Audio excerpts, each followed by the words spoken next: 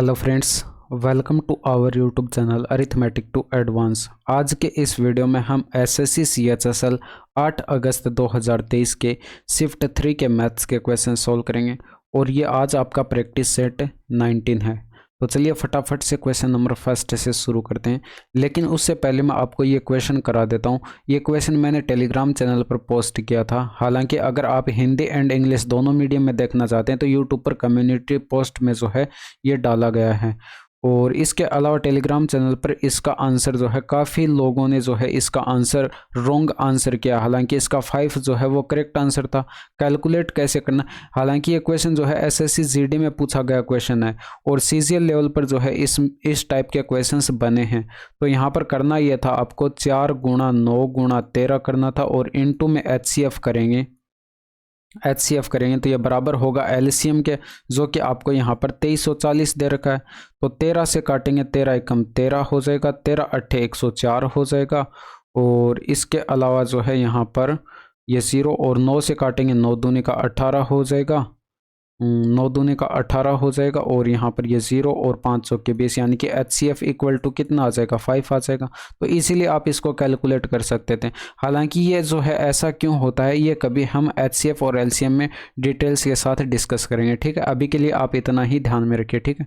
Next देखिए, इसमें देखिए दो संख्याओं को जब एक निश्चित भाजक से भाग दिया जाता है तो शेषफल 57 बचता है।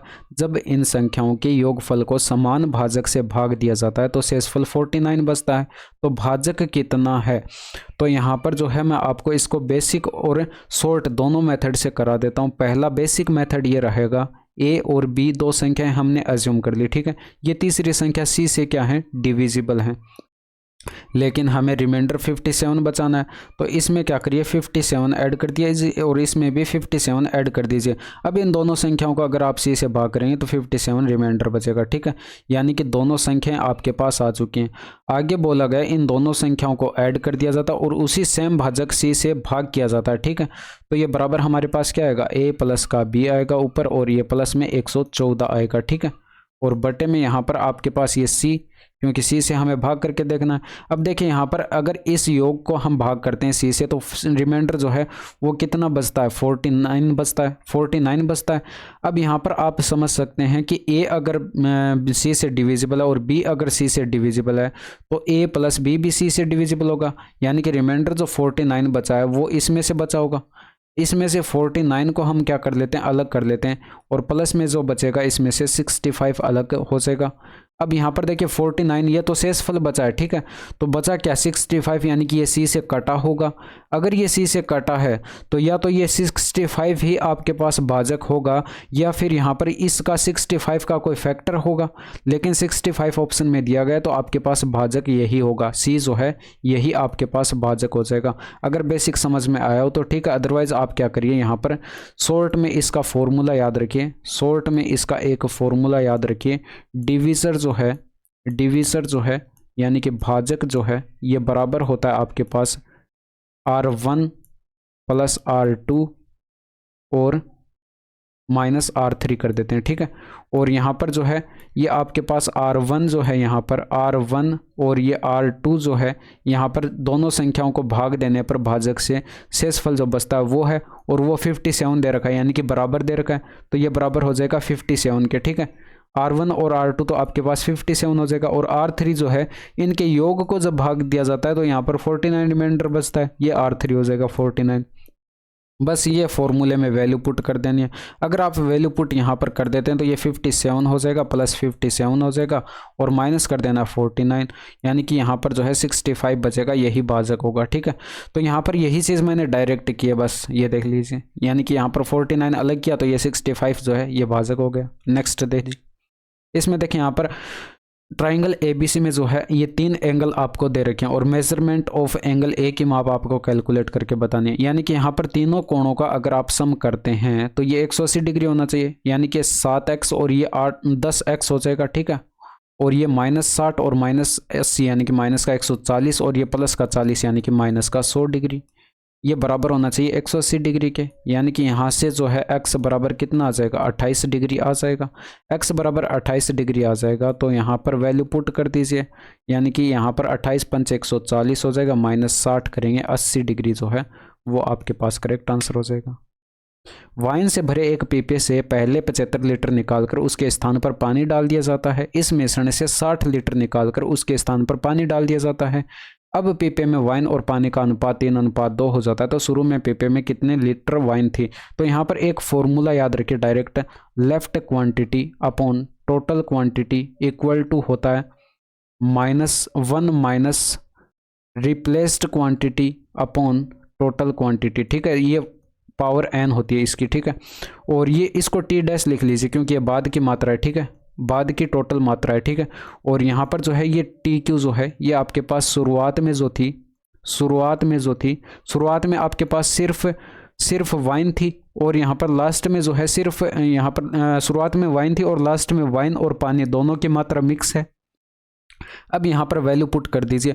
ऊपर देखिए लेफ्ट क्वांटिटी यानी कि शेष मात्रा, हिंदी में मैं साथ साथ बोल रहा हूँ। ठीक है, तो लेफ्ट क्वांटिटी यानी कि लास्ट में 3 यूनिट वाइन बची है, वाइन पहले लिखा है तो 3 यूनिट वाइन बटे में टोटल क्वांटिटी यानी कि यहाँ पर 3 यूनिट वाइन और 2 यूनिट पानी, यानी कि टोटल 5 यूनिट में से 3 यूनिट वाइन है। ठीक है, इस तरह से लिखेंगे और 1 माइनस कर देंगे। यहाँ पर रिप्लेस्ड क्वांटिटी कितनी है 75, तो 75 ऊपर और बटे में टोटल क्वांटिटी TQ इनटू में आ जाएगा 1 माइनस 60 अपॉन TQ, क्योंकि बाद में 60 और निकाल लिया गया, और इस यहाँ पर देखिए ये आपके पास आ जाएगा। ठीक है, ये आ जाएगा, लेकिन यहाँ पर ऐसा क्यों किया, क्योंकि यहाँ पर देखिए पावर n थी।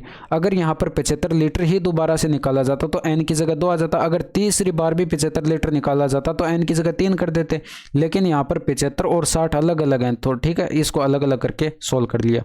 अब यहाँ पर ये जो TQ आ रहा है बट्टे में, इसको आप यहाँ पर चाहें तो सोल्व करके अगर लिख सकते हैं, लेकिन यहाँ पर थोड़ा सा टाइम लगेगा उसमें।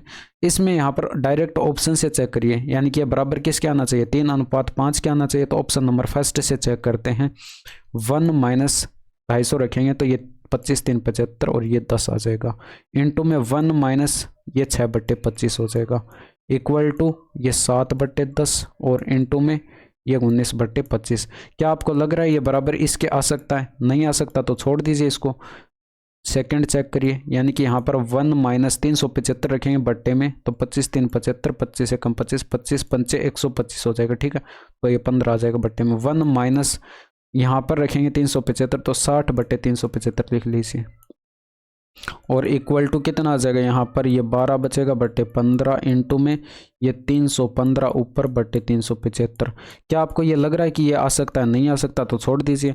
ऑप्शन नंबर 3 चेक करते हैं, यहाँ पर ऑप्शन नंबर 3 चेक करते हैं तो 3 चेक करते हैं तो 1 माइनस यहाँ पर 300 लिखेंगे तो 25 से 3 75 हो जाएगा, और 25 के 100 4 त्रिका 12 इंटू में 1 माइनस यहाँ पर देखिए 600 रखेंगे 60/600 यानी कि एक ये सॉरी 300 60/300 रखेंगे तो 1/5 आ जाएगा। ठीक है, और यहाँ पर ये आ जाएगा 9/12 और यहाँ पर ये 4/5 आ जाएगा।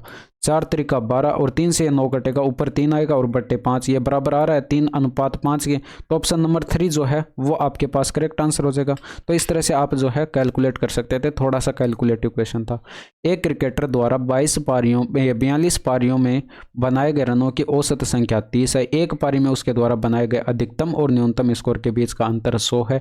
यदि इन दोनों पारियों को नहीं गिना जाए तो शेष 40 पारियों का औसत स्कोर 28 है। उसके द्वारा एक पारी में बनाए गए अधिकतम रनों की संख्या क्या है? तो यहां पर पहले तो डिफरेंस दे रखा है मैक्सिमम और मिनिमम स्कोर का, कितना 100, ये 100 हो जाएगा। ठीक है, अब यहां पर मैक्सिमम और मिनिमम का सम अगर हम कैलकुलेट कर ले तो हमारे पास आंसर आ सकता है, यानी कि यहां पर आप देख सकते हैं। चलिए मैं इसको इसके नीचे लिख लेता हूं, यहां पर ये डायरेक्ट लिख देता हूं। यहां पर अगर हम यहां पर मैक्सिमम और प्लस मिनिमम कैलकुलेट कर लें, देखिए यहाँ पर ये कितना आएगा। अब यहाँ पर देखिए 30 पहले एवरेज था, बाद में कितना हो रहा है 28, कितने यूनिट से कम हो रहा है 2 यूनिट से कम, कितनी पारियों में 40 पारियों में कम हो रहा है, तो गुणा 40 कर दीजिए। अगर यहाँ पर 30-30 लेकर जाते ये दोनों पारियाँ अपने साथ तो एवरेज में कोई फ़र्क पड़ता नहीं पड़ता। तो यहाँ पर 30 प्लस का 30 करिए और ये प्लस कर दीजिए इसमें, तो यहाँ पर ये 60 और 80 कितना हो जाएगा 240 हो जाएगा, ये 140 हो जाएगा, सॉरी 140 हो जाएगा। तो यहाँ पर 140 हो जाएगा, ये बराबर इनको सोल्व कर दीजिए, यानी कि यहाँ पर ये कट जाएगा 2 मैक्सिमम बराबर कितना आ जाएगा 240। यानी कि मैक्सिमम इक्वल टू कितना आ जाएगा 120। तो ये आपके पास आंसर आ जाएगा। हालांकि कम से कम लिख कर सॉल्व करना है, इतना लिखते ही आपके पास आंसर ये आपको पता चल गया तो आंसर टिक कर देते। किस शहर ने अन्य शहरों की तुलना में सभी 5 महीनों में अधिकतम तापमान दर्ज किया? तो टोटल तो आपको करना पड़ेगा, बाकी इंग्लिश वाले यहाँ से इसको पढ़ सकते हैं। अगर आप यहाँ से इसका टोटल करते हैं तो ये 6 डिग्री और यहाँ पर जो है ये 7 डिग्री, कितना हो गया, ये 13 हो गया, और 4 17, 17 7 24 और 2 26 का 6 हो जाएगा, हासिल आएगी 2, और ये 6 4 10 और 4 14 और 2 16 हो जाएगा। और यहाँ पर टोटल करेंगे तो 4 2 6 हो जाएगा, 6 6 12 और 2 14 का 4 आ जाएगा, हासिल 1 आएगी, 6 4 10 और 3 13 और 1 14 हो जाएगा। ये 9 2 11 और 5 16 का 6 हो जाएगा, हासिल आएगी 1, 6 4 10 और 4 14 और 1 15 हो जाएगा। यहाँ पर टोटल करेंगे तो 11 और 2 13 हो जाएगा, 13 और 4 कितना हो जाएगा, 17 का 7 हो जाएगा, हासिल आएगी 1, 6 4 10 और 4 14 और 1 15 हो जाएगा। यानी कि सबसे ज़्यादा हैदराबाद का दिखाई पड़ रहा है, आंसर लगा दीजिए। नेक्स्ट देखिए, इसमें देखिए महिमा ने 20% और 12% की क्रमिक छूट के बाद जो है 792 में एक साड़ी खरीदी। साड़ी का अंकित मूल्य क्या था? सिंपल सा क्वेश्चन है, यानी कि छूट मार्क प्राइस पर दी जाती है। अब यहाँ पर 20% का मतलब मैंने आपको बता रखा है 1/5, यानी कि 5 पर 1 की छूट तो 4/5। इसका 3/25 फ्रैक्शन वैल्यू यानी कि 25 पर 3 की छूट तो इसका 22/25 कैलकुलेट कर लेंगे, बराबर विक्रय मूल्य का होगा जो कि आपको 792 दे रखा है। 4 से काटेंगे तो 4 एकम 4, 3 बचा, 9 चौके 36, 8 चौके 32 हो जाएगा, ठीक है। और ये 22 नमा 198 हो जाएगा, और 25 नमा 225 होगा, और 5 गुना करेंगे तो यहाँ पर ये आपको दिखाई पड़ रहा है भाई 900 होगा 4 गुना तो, और 225 और ऐड करेंगे तो 1125 आपके पास ये आंसर आ जाएगा, ऑप्शन नंबर 4। 1000 मीटर की एक रैखिक दौड़ में प्रकाश ने वैद को 280 मीटर से हराया, जबकि वैद ने जो है राहुल को 100 मीटर से हराया। इसी दौड़ में प्रकाश ने राहुल को कितने मीटर से हराया? देखिए प्रकाश अगर यहाँ पर 1000 मीटर से 1000 मीटर दौड़ लेता है तो यहाँ पर 280 मीटर से हराया, यानी कि यहाँ पर 280 मीटर पीछे रहा होगा कौन? वेद। यानी कि 280 अगर 1000 में से माइनस करेंगे तो 720 ये दौड़ा होगा।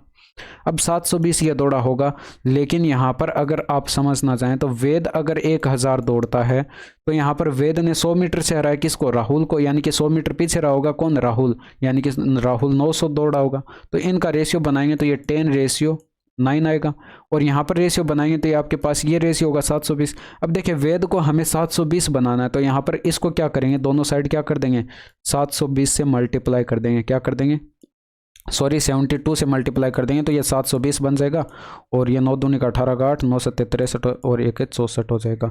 यानी कि यहाँ पर वेद अगर 720 दौड़ता है तो राहुल कितना दौड़ता है? 648 दौड़ता है। तो यहाँ पर लिखिए राहुल, और ये रेशियो आ जाएगा आपके पास कितना? 648। अब यहाँ पर सीधे डिफरेंस देख लीजिए, यहाँ पर देखिए, यहाँ पर प्रकाश अगर 1000 दौड़ता है तो यहाँ पर ये राहुल कितना दौड़ता है? ये 648 दौड़ता है, यानी कि डिफरेंस इनका देखेंगे तो 352 का, यही आपके पास करेक्ट आंसर हो जाएगा। नेक्स्ट देखिए, एक दुकानदार अंकित मूल्य पर 25% की छूट देकर एक मेज बेचता है और 80% का लाभ कमाता है। यदि वह उसी मेज को 40% की छूट पर बेचता है तो उसका नया लाभ क्या होगा? देखिए छूट मार्क प्राइस पर दी जाती है, 1/4 इसकी फ्रैक्शन वैल्यू, यानी कि मार्क प्राइस पर कैलकुलेट करेंगे तो इसका 3/4 कैलकुलेट कर लेंगे, और यहाँ पर कॉस्ट प्राइस पर प्रॉफिट कैलकुलेट करते हैं, फ्रैक्शन वैल्यू 4/5 हो जाएगी, 5 पर 4 का प्रॉफिट, यानी कि कॉस्ट प्राइस का हम 9/5 कैलकुलेट करेंगे। ये दोनों विक्रय मूल्य होंगे यानी कि आपस में बराबर होंगे, तो यहाँ से मार्क प्राइस और कॉस्ट प्राइस का रेशियो क्या आ जाएगा आपके पास? ये 3 से 3 बार कट जाएगा, और 4 त्रिका 12 हो जाएगा बटे 5, यानी कि 12 यूनिट मार्क प्राइस है। अब यहाँ पर आप देख सकते हैं छूट कितने की दी जा रही? 40% की बाद में, तो यहाँ पर इसके फ्रैक्शन वैल्यू 2/5, यानी कि 5 पर 2 की छूट, तो यहाँ पर 12 पर दी जाएगी। यहाँ 12 पर कैलकुलेट करेंगे क्योंकि मार्क प्राइस कितना है? 12 है, तो 3/5 कैलकुलेट कर लेंगे इसका, और ये आपके पास सेलिंग प्राइस आएगा, ठीक है। ये सेलिंग प्राइस 12 3 36/5, तो 5 7 35 पॉइंट लगाएंगे, 5 दूनी का 10 हो जाएगा, यानी कि 7.2 में बेची जा रही है कितने की वस्तु? 5 की वस्तु। तो प्रॉफिट कितने का हो रहा है? 2.2 का प्रॉफिट हो रहा है। 2.2 का प्रॉफिट हो रहा है कितने पर? 2.2 का प्रॉफिट हो रहा है 5 पर, गुणा कर देते हैं 100 से, तो पॉइंट हटाएंगे बट्टे में 10 आएगा, 0 कैंसिल, और 5 दूनी का 10 और 22 दूनी 44% जो है वो आपके पास करेक्ट आंसर हो जाएगा। नेक्स्ट देखिए, किसी धनराशि पर 2 वर्ष का चक्रवर्ती ब्याज और साधारण ब्याज क्रमशः ये हैं, तो ब्याज दर बतानी है। भाई CI और SI आपको ये दे रखा है, और यहाँ पर सिंपल इंटरेस्ट कैलकुलेट करें तो पी राशि, आर रेट ऑफ इंटरेस्ट, 2 वर्ष का टाइम, डिवाइड करेंगे 100 से, तो ये 500 आपके पास सिंपल इंटरेस्ट दे रखा है, 2 से काटेंगे 50 होगा, 50 इधर मल्टीप्लाई होगा, यानी कि पी इंटू में आर बराबर कितना आ जाएगा, 25,000 आ जाएगा। एक फॉर्मूला आपको यहाँ पर मैंने आपको बताया था, कि यहाँ पर अगर हम सी आई में से माइनस करते हैं एस आई, तो ये बराबर आता है पी इंटू में आर अपॉन 100 का होल स्क्वायर। तो इसको ऐसे भी तो लिखा जा सकता है P इंटू में आर अपॉन 100 का स्क्वायर। तो यहाँ पर जो है इसको सोल्व करेंगे तो ये यहाँ पर इन दोनों का डिफरेंस देखिए कितने का, 50 का डिफरेंस, तो ये बराबर हो जाएगा यहाँ पर 50 और ये बराबर PR की वैल्यू हमने अभी अभी कैलकुलेट किया कितनी है, 25,000, तो 25,000 रखेंगे और इंटू में R और अपॉन इसका स्क्वायर करेंगे तो ये 10,000 हो जाएगा। 3 0 से ये 3 0 खत्म, 25 से कटेगा 2 बार, 2 इधर मल्टीप्लाई हो गया, ये 20 आपके पास आंसर आ रहा है, यानी कि R बराबर कितना आ जाएगा, 20%। नेक्स्ट देखिए, इसमें देखिए x की पावर 4 प्लस 1 अपॉन x की पावर 4 बराबर कितना, 194 है। तो इसका मान कैलकुलेट करके बताना, यानी कि x प्लस 1 अपॉन एक्स की हमें आवश्यकता होगी, और इस पर x प्लस 1 अपॉन एक्स पर जाने का मैं डायरेक्ट कॉन्सेप्ट आपको बता देता हूँ। यहाँ पर अंडरूट में करना है 194 जो दे रखा है ये बराबर में, इसमें +2 करना और इसका वर्गमूल ले लेना, ठीक है। अब ये जो भी आए उसमें फिर से +2 करना है और उसका फिर से वर्गमूल ले लेना है। तो ये आपके पास कितना बनेगा, ये 196 का वर्गमूल 14 और +2 करेंगे 16 का वर्गमूल 4 बनेगा, ठीक है। तो ये आपके पास आ जाएगा, और इसकी वैल्यू अगर आप कैलकुलेट करेंगे तो इसका मान कितना हो जाएगा, 4 का क्यूब और -3 गुणा 4 और ये प्लस में 4, 4 का क्यूब 64 -12 प्लस का 4 यानी कि माइनस का 8 करेंगे तो 56 जो है वो आपके पास करेक्ट आंसर हो जाएगा।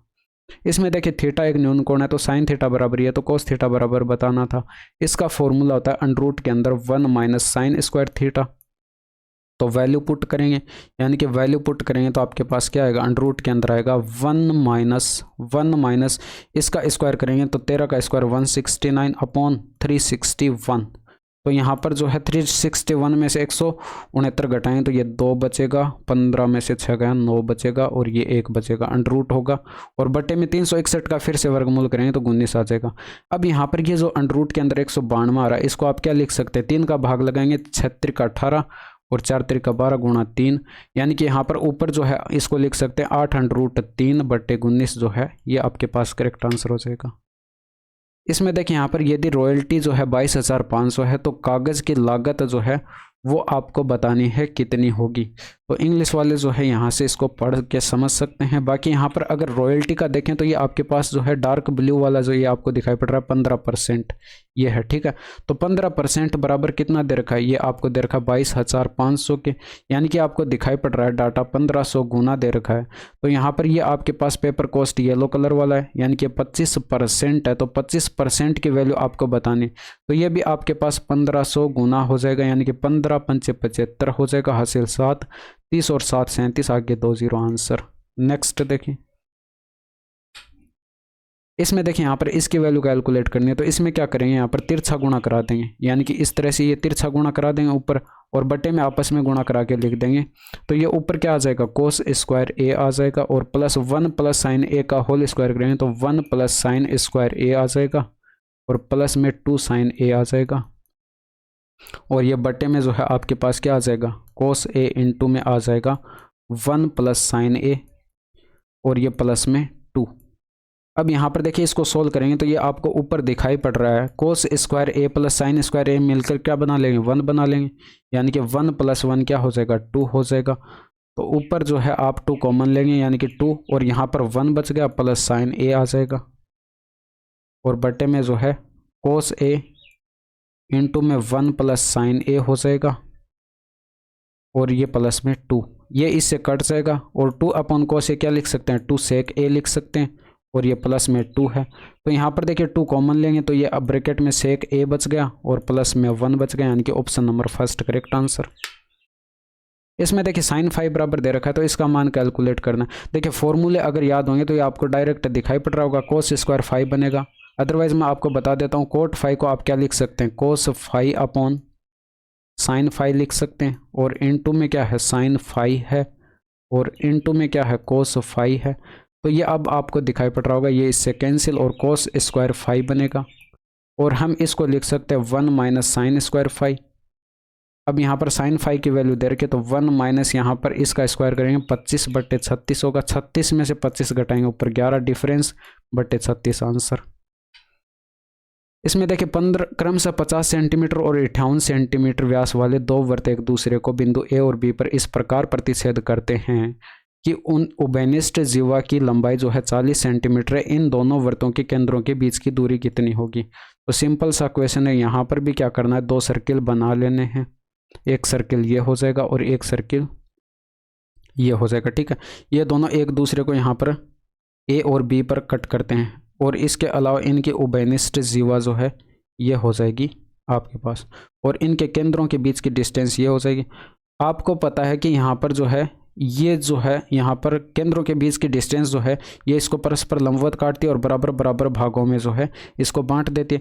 टोटल 40 है, यानी कि ये 20-20 में बंट जाएगी, ये 20 और ये भी 20। और यहाँ पर जो है त्रिज्या आपके पास कितनी हो जाएगी, इसकी त्रिज्या हो जाएगी, और ये आपके पास इसकी त्रिज्या ये हो जाएगी। ठीक है, और यहाँ पर जो है ये 58 दे रखे। ठीक है, तो ये इसका आधा यानी कि 29 ये हो जाएगी, और इसका आधा यहाँ पर 50 का आधा 25 ये हो जाएगी। ये भी आपके पास समकोण त्रिभुज बनेगा। तो 2 समकोण त्रिभुज आपके पास बन चुके हैं। अब यहाँ से लेकर इसके अंदर से लेकर इस जीवा तक की डिस्टेंस आप कैलकुलेट कर सकते हैं, पाइथागोरस प्रमेय से कैलकुलेट कर सकते हैं। ट्रिपलेट याद है तो ये आपके पास ये 21 आ जाएगी, और यहाँ से लेकर यहाँ तक ये डिस्टेंस कैलकुलेट कर सकते हैं। ये यहाँ से लेकर यहाँ तक आ गई, और ये यहाँ से लेकर यहाँ तक, यानी कि ये कितनी हो जाएगी, ये 15 हो जाएगी। अब टोटल कैलकुलेट करनी है आपको यहाँ पर केंद्रों के बीच की डिस्टेंस, तो इन दोनों का सम कर दीजिए, यानी कि आपके पास 36 आपके पास करेक्ट आंसर हो जाएगा। नेक्स्ट देखिए, यदि 12 सेंटीमीटर त्रिज्या और 24 सेंटीमीटर ऊंचाई वाले धातु के एक शंकु को पिघलाकर प्रत्येक 2 सेंटीमीटर त्रिज्या के गोले बनाए जाएं तो कुल कितने ठोस गोले बनेंगे?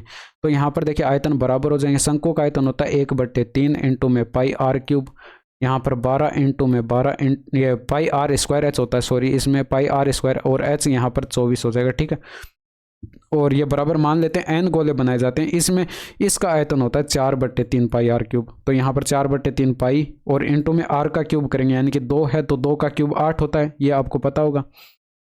अब यहाँ पर 8 त्रिका 24 हो जाएगा, और ये 3 से ये 3 कैंसिल, और ये पाई से ये पाई कैंसिल, 4 से ये 3 बार कैंसिल, 12×3 36 इंटू में 3 करेंगे 108 जो है वो आपके पास करेक्ट आंसर आ जाएगा, यानी कि 108 गोले बनाए जा सकते हैं।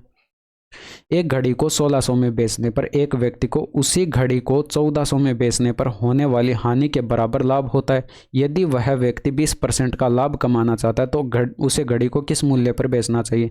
देखिए यहाँ पर ये लाभ हो रहा है 1600 में बेचने पर, 1400 में बेचने पर हानि हो रही है। तो यहाँ पर लाभ हो रहा है, यानी कि यहाँ पर 1600 में से माइनस करेंगे कॉस्ट प्राइस, विक्रय मूल्य में से, यानी कि सेलिंग प्राइस में से माइनस कर देंगे। और यहाँ पर जो है सेलिंग प्राइस यानी कि 1400 हानि हो रही है यहाँ पर, तो ये आपके पास जो है कॉस्ट प्राइस में से माइनस करेंगे सेलिंग प्राइस, यानी कि 1400। ये बराबर दे रखे हैं, तो यहाँ पर 2CP बराबर कितना आ जाएगा, ये दोनों ऐड करेंगे तो 3000 आ जाएगा। आधा करेंगे तो CP बराबर कितना आ जाएगा, 1500 आ जाएगा। अब यहाँ पर जो है आपको 20% का प्रॉफिट कमाना था, इसकी फ्रैक्शन वैल्यू 1/5 यानी कि 5 पर 1 का प्रॉफिट हो रहा है। तो सेलिंग प्राइस क्या आ जाएगा, 1500, जो ये कॉस्ट प्राइस आया है इसका हम 6/5 कैलकुलेट कर लेंगे। तो ये 300 और इंटू में 6 करेंगे तो 1800 जो है ये आपके पास करेक्ट आंसर हो जाएगा। a + b + c बराबर 5 है, तो यहाँ पर ये भी आपको दे रखा है और इसका मान कैलकुलेट करना है आपको। अगर डायरेक्ट फॉर्मूले याद हैं तो आप क्या करेंगे, यहाँ पर फॉर्मूला डायरेक्ट यहाँ पर दिमाग में कैलकुलेशन करके जो है इसको सोल्व करेंगे। ठीक है, 2 लाइन के अंदर आंसर आ जाएगा। अदरवाइज यहाँ पर फॉर्मूला मैं आपके लिए लिख देता हूँ, यहाँ पर a + का b + का c और इंटू में करेंगे a² + का b² + का c² और माइनस कर देना ab + का BC और + का CA। ठीक है, और यहाँ पर जो है ब्रैकेट क्लोज, ये तो फॉर्मूला हो गया इसका। ठीक है, अब -27 हो रहा है तो इसमें से -27 भी कर देना। यहाँ पर ये 2 वैल्यू आपको दे रखी हैं, ये आपको कैलकुलेट करनी है। तो यहाँ पर इसके लिए भी फॉर्मूला होता है a + b + c का होल स्क्वायर और इक्वल टू होता है a² + b² + c² और प्लस में 2 इंटू में ab + का BC और + का CA। अब यहाँ पर आपको पता है ये बराबर 5 है, तो 5 का स्क्वायर 25 होगा, और ये 15 दे रखा है, तो ये 15 माइनस इधर होगा, तो 25 में से 10 बचेगा, और ये 2 इधर भाग में आएगा, 10 में 2 का भाग लगाएंगे तो AB प्लस का BC प्लस का CA बराबर कितना आ जाएगा, CA बराबर आ जाएगा 5। ठीक है, इसकी वैल्यू कितनी आ चुकी है, 5 आ चुकी है। तो यहाँ पर वैल्यू पुट कर देंगे तो ये 5 हो गया, ब्रैकेट के अंदर ये 15 दे रखा है, इसकी वैल्यू हमारे पास 5 आई है, तो 5 माइनस और माइनस 27, और ये आ जाएगा 50 माइनस 27 यानी कि 23 जो है वो आपके पास करेक्ट आंसर हो जाएगा। तो जो रेड कलर से मैंने लिखा है इतनी ही कैलकुलेशन आपको करनी थी। इसमें देखिए बाह्य रूप से स्पर्श करने वाले दो वृत्तों के लिए उभयनिष्ठ स्पर्श रेखा PQ की लंबाई 16 सेंटीमीटर है। यदि बड़े वृत्त की त्रिज्या जो है OP 20 सेंटीमीटर है तो छोटे वृत्त की त्रिज्या RQ क्या होगी। अब देखिए मैंने आपको यहाँ पर पहले बता रखा है कि दो सर्किल जब आपस में एक दूसरे को स्पर्श करते हैं इस तरह से, तो यहाँ पर इन दोनों के केंद्रों के बीच की डिस्टेंस जो है इनकी त्रिज्याओं के बीच के योग के इनकी त्रिज्याओं के योग के बराबर होगी, यानी कि R1 और R2 त्रिज्याएं हैं, तो D कितना हो जाएगा, ये R1 प्लस का R2 हो जाएगा। और उभयनिष्ठ स्पर्श रेखा की लंबाई का फॉर्मूला मैंने आपको बता रखा है, अंडर के अंदर क्या करेंगे, D का स्क्वायर करेंगे, माइनस कर देंगे R1 माइनस R2 का होल स्क्वायर। यहाँ पर D की वैल्यू रखेंगे तो R1 प्लस R2 का होल स्क्वायर और माइनस R1 माइनस R2 का होल स्क्वायर। मैं फॉर्मूला आपको बना के दिखा रहा हूँ, ठीक है। ये फॉर्मूला यहाँ पर देखिए A प्लस बी का whole square minus A minus B का होल स्क्वायर का फॉर्मूला लग रहा है। अंडर के अंदर 4AB होता है, यानी कि यहाँ पर 4R1 इंटू में R2 हो जाएगा, तो इसको हम लिख सकते हैं 2 अंडर रूट R1 इंटू में R2, ठीक है। तो ये शॉर्ट में फॉर्मूला आपके पास आ जाएगा इसकी लंबाई का, लेकिन ये लंबाई तो आपको दे रखी है कितनी है, 16 है, तो 16 बराबर कितना हो जाएगा 2 अंडर रूट के अंदर, यहाँ पर ये R1 दे रखा है, R2 कैलकुलेट करना है, 20 इंटू में R2, तो यहाँ पर ये 2 से कटेगा 8 बार, दोनों साइड स्क्वायर करेंगे तो ये आपके पास 64 हो जाएगा, इधर 20 इंटू में R2 हो जाएगा, 2 से काटेंगे तो ये 10 बार कटेगा और 2 से काटेंगे तो ये 32 हो जाएगा, यानी कि 10 का इधर भाग लगाएंगे तो 3.2 जो है ये आपके पास R2 त्रिज्या आ जाएगी। तो ये फॉर्मूला आप डायरेक्ट याद रखेंगे, ठीक है। ये तो मैंने आपको समझाने के लिए बता दिया इतना। एक वस्तु का अंकित मूल्य 450 है, यदि इसे 20% के बट्टे पर बेचा जाता है तो इसका विक्रय मूल्य जो है क्रय मूल्य का 1.5 गुना हो जाता है। वस्तु का क्रय मूल्य क्या होगा, ये सिंपल सा क्वेश्चन है। यहाँ पर मार्क प्राइस आपको दे रखा है कितना है, 450 है, तो छूट इसी पर दी जाएगी। अब 20% का बट्टा मतलब 1/5 यानी कि 5 पर 1 की छूट, तो इसका 4/5 हम कैलकुलेट कर लेंगे, और इसके अलावा ये बराबर होगा विक्रय मूल्य के, और ये कॉस्ट प्राइस के जो है 1.5 गुना के बराबर दे रखा है, ठीक है। तो यहाँ पर जो है 1.5 गुना कर देंगे इसका, तो पॉइंट हटाएंगे बट्टे में 10, और 5 से कटेगा 2 बार कट जाएगा, 15 से कटेगा 30 आ जाएगा, और ये 4 दूनी का 8 तिरका 24 यानी कि 240 जो है वो आपके पास कॉस्ट प्राइस यानी कि क्रय मूल्य आ जाएगा। नेक्स्ट देखिए, X square plus Y square बराबर दे रखा है और एक्स वाई बराबर ये है, तो इसका मान कैलकुलेट करके बताना है। अब यहाँ पर आप देख सकते हैं अगर ऊपर एक्स प्लस वाई की वैल्यू कैलकुलेट कर ले तो आंसर बन सकता है। यहाँ पर करके देख लेते हैं, ये 2xy और ये प्लस 2xy दोनों साइड क्या किया मैंने ऐड कर दिया, तो ये इधर बन जाएगा एक्स प्लस वाई का होल स्क्वायर का फॉर्मूला, और ये बराबर हो जाएगा यहाँ पर 427, और एक्स वाई की वैल्यू यहाँ पर 202 रखेंगे तो 2 गुना करेंगे तो ये प्लस में 404 इसमें ऐड करना होगा, यानी कि 831 ये हो जाएगा। तो एक्स प्लस वाई बराबर कितना आ जाएगा, अंडर रूट 831 आ जाएगा। अब यहाँ पर देख सकते हैं ऊपर एक्स प्लस वाई की जगह अंडर रूट 831 आएगा, और अंडर रूट 831 एक ऑप्शन में आपको दिखाई पड़ रहा है। अदरवाइज यहाँ पर आप क्या कर सकते हैं, एक्स माइनस वाई पर भी जा सकते हैं। इसकी वैल्यू कितनी हो जाएगी, अंडर रूट के अंदर करेंगे, ये अंडर रूट 831 जो आया है इसका स्क्वायर कर देना और माइनस कर देना है 4 इंटू में एक्स वाई की, ठीक है। तो ये आपके पास कितना आ जाएगा 831 ये, और 4 गुना यहाँ पर करेंगे तो ये 408, ये 808 हो जाएगा, ठीक है। 808 इसमें से माइनस करेंगे तो 23 का डिफरेंस आपको दिखाई पड़ रहा है, अंडर रूट 23 इसकी वैल्यू, तो यहाँ पर वैल्यू पुट करेंगे ऊपर अंडर रूट 831 और बट्टे में अंडर रूट 23, ऐसा आपको यहाँ पर ऑप्शन नंबर 3 के अंदर दिखाई पड़ रहा है। तो मैंने पूरा कैलकुलेट करके दिखा दिया, आप इतना सा कैलकुलेट करेंगे तो ये आपके पास आंसर आ जाएगा, ठीक है। सेना के एक शिविर में 500 सैनिक छात्रों के लिए 25 दिनों के लिए भोजन की व्यवस्था, यदि पहले दिन ही 125 छात्र सेना शिविर में और शामिल हो जाते हैं तो यह भोजन कितने दिनों तक चलेगा। तो मैंने जो है ये भोजन वाला क्वेश्चन 2-3 शिफ्टों से लगातार करते आ रहे हैं। यहाँ पर देखिए ये 500 सैनिक है, ठीक है, और 25 दिन के लिए भोजन है, तो टोटल भोजन की मात्रा ये हो जाएगी, ठीक है। पहले दिन ही 125 और शामिल हो जाते हैं, तो पहले 500 थे, यानी कि टोटल कितने हो गए, 625 हो गए। अब भोजन मान लेते हैं x दिन के लिए पर्याप्त है, लेकिन भोजन की मात्रा तो सेम है, तो यहाँ पर ये बराबर हो जाएगा, और इसको काट के सोल्व करेंगे तो 25 से कटेगा ये 25 बार, और 25 से कट जाएगा 25 दूनी 50, यानी कि 20 जो है वो आपके पास करेक्ट आंसर हो जाएगा। इसमें देखिए वर्ष 2020 में किस कंपनी ने अधिकतम लाभ प्रतिशत और कितने प्रतिशत से अर्जित किया, तो लाभ की गणना व्यय पर की जाती है, तो यानी कि लाभ की गणना आपको व्यय पर करनी। बाकी इंग्लिश वाले जो है यहाँ से इसको पढ़ सकते हैं वीडियो को पॉज करके। अगर आप यहाँ पर देख पा रहे हैं तो ये आपके पास ग्रीन का जो लिखा हुआ है ये इनकम का लिखा हुआ है, और ये जो ब्लू जो लिखा हुआ है ये एक्सपेंडिचर का लिखा हुआ है, ठीक है। तो यहाँ पर आप देख सकते हैं इनकम जो है एक्सपेंडिचर यानी कि खर्चे से कम है, यानी कि खर्चा ज़्यादा हो रहा है कमाई से, तो यहाँ पर कोई प्रॉफिट नहीं होगा। यहाँ पर भी देख सकते हैं इनकम जो है खर्चे से कम है, तो ये भी आपके पास नहीं हो सकता, तो आंसर तो भी वैसे ही आपके पास बच जाएगा। लेकिन यहाँ पर अगर देखना चाहें तो ये आपके पास ग्राफ जो है यहाँ पर 50 तक जा रहा है, और यहाँ पर जो है ये ग्राफ ये जो है खर्चे का ग्राफ जो है ये 40 तक जा रहा है, यानी कि यहाँ पर 10 का प्रॉफिट हुआ कितने पर, 40 पर, और गुणा कर देते हैं 100 से, तो ये तो यहीं से आपको दिखाई पड़ रहा है 25% आंसर। नेक्स्ट देखिए, अब इसमें देखिए यहाँ पर ट्रायंगल LON और ट्रायंगल LMN उभयनिष्ठ कर्ण LN वाले दो समकोण त्रिभुज इस प्रकार हैं कि एंगल LON बराबर 90 डिग्री और एंगल LMN बराबर 90 डिग्री। LN जो है एंगल OLM का समद्विभाजक है। यदि LN इक्वल टू 29 सेंटीमीटर और ON इक्वल टू 20 सेंटीमीटर, तो ट्रायंगल LMN का परिमाप सेंटीमीटर में कितना है। तो सबसे पहले तो दो त्रिभुज बना लेते हैं जिनका कर्ण जो है उभयनिष्ठ हो, ठीक है। तो ये आपके पास हो जाएगा, और यहाँ पर LN ये हो जाएगा LN कर्ण, ठीक है। ये क्या हो जाएगा LN, ये L और ये N, ये उभयनिष्ठ कर्ण हो जाएगा। इसके अलावा यहाँ पर O और M दे रखे हैं जो कि 90-90 डिग्री के हैं, ये O मान लीजिए, ये M मान लीजिए, ठीक है। और इसके अलावा जो है यहाँ पर ये 90-90 डिग्री के हो जाते हैं। और ये अगर आप देख पा रहे हैं यहाँ पर LOM जो है ये OLM जो है ये एंगल बन रहा है, इसका LN क्या है, समद्विभाजक है, ये क्वेश्चन में बोल रखा है, तो ये आपस में क्या होंगे, बराबर होंगे। और इसके अलावा यहाँ पर देख सकते हैं अगर किसी त्रिभुज में दो कोण आपस में बराबर हो जाते हैं तो तीसरा कोण जो है ये स्वतः ही बराबर हो जाएगा, यानी कि यहाँ पर कह सकते हैं ये दोनों त्रिभुज क्या होंगे, समरूप होंगे। अब आप एक चीज और देख पा रहे होंगे, यहाँ पर ये कर्ण जो है ये दोनों में उभयनिष्ठ है, और इसको अंतर्गत करने वाले कोण भी आपस में क्या हैं, बराबर हैं, ये आपस में बराबर हैं। तो यहाँ पर हम कह सकते हैं कि ये जो है SAS सर्वांग क्षमता से नियम, एक सेकेंड, ASA यानी कि दो एंगल बराबर हैं, दो एंगल बराबर हैं और एक भुजा बराबर है। तो यहाँ पर ASA सर्वांग क्षमता नियम से हम कह सकते हैं कि ये दोनों ट्रायंगल क्या होंगे, सर्वांगक्षम होंगे।